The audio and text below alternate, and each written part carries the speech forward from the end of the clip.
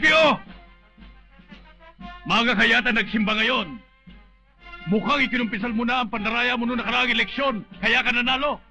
Hindi naman, Sorilla.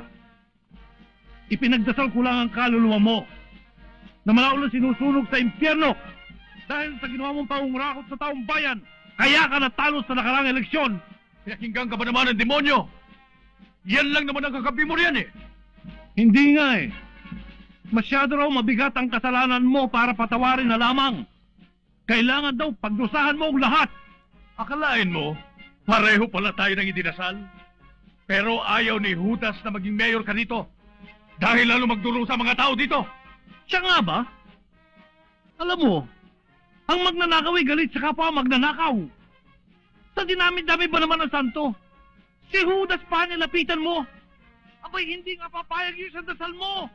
Dahil kapareho mo magnanakaw yon. Mukha sa lapi. Maliwanag na narinig ko sa aking dasal. Ang masasamang tao, libulin! Ang masamang damo, tagpasin!